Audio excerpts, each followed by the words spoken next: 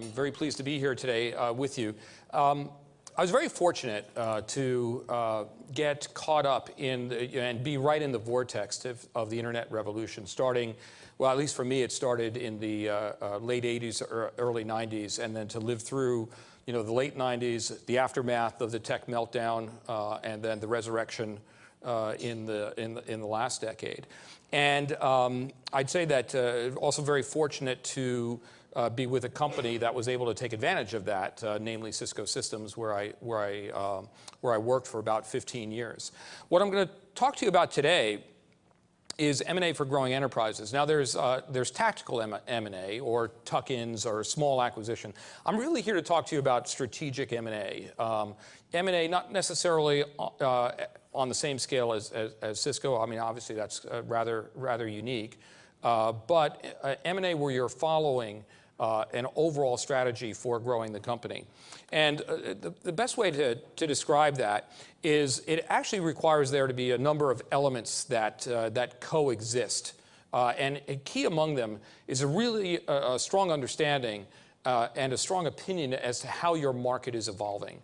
Because a really strong M&A strategy doesn't exist outside of the environment in which you're living in. You can't create it just out of thin air.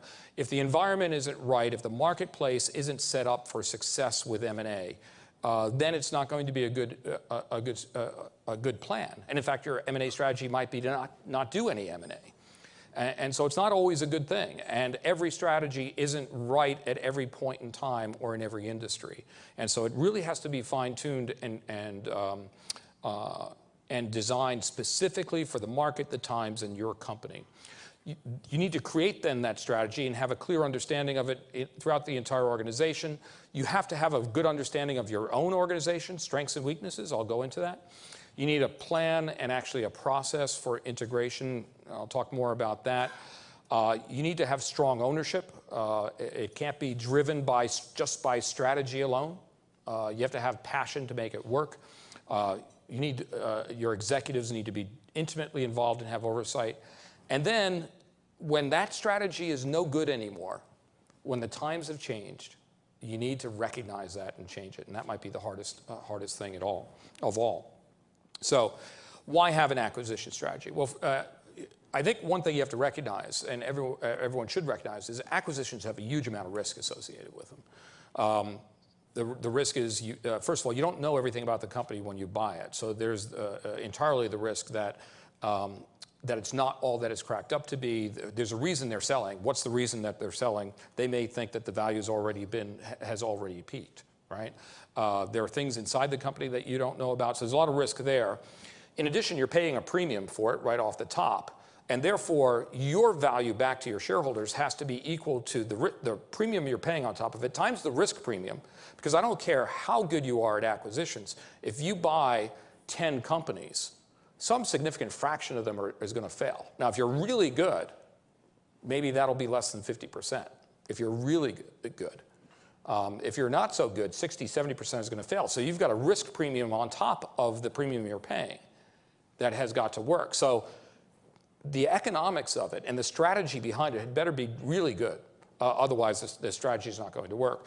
And therefore, the fundamental economics of the marketplace has got to be one whereby acquisitions are more likely to work than not.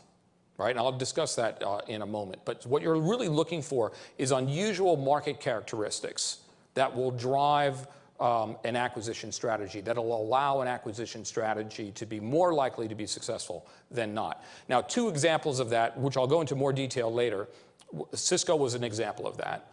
We figured out pretty early on that, in fact, we could have an acquisition strategy of acquiring technologies that were going to migrate to IP before they migrated to IP, so that we could get the knowledge that was inherent in those different technologies. We knew how to tie it to IP. Together, it created a new and different market. And so it was, if you will, the giant, someone once used the phrase, the giant sucking sound of internet protocol tied to new technologies coming in. So when we first got started, the only thing internet protocol was good for was sending messages and or tying together Ethernet networks, right? Well, but then we tied security to it. We tied voice to it. We put Wi-Fi on it and so forth. And all these technologies that heretofore had been in completely different environments now were important to IP. And so if you were an early acquirer, if you were an early integrator, you would develop more market share, more customers. You'd learn faster. And therefore, an early acquirer was likely to do better. And that was the wind at our back. We'd figured that out early, and we developed a machine around it. Oracle, very different. An entirely different strategy. Required an entirely different methodology for going about it. And what they figured out, and this was a decade later than Cisco, was that enterprise software had customer lock-in. And therefore, you didn't have to have 10 companies out there with full staffs of R&D, separate sales forces, separate support organizations. In fact, you could combine it together, take out the costs and the synergies. So whereas Cisco, not only did we try to keep everybody that we acquired, but then we added to them. At Oracle, it was the opposite. They'd acquire and they'd reduce by half. And so everything was entirely different. So the market conditions define the strategy. And you need to look for some that are somehow supportive of an acquisition strategy.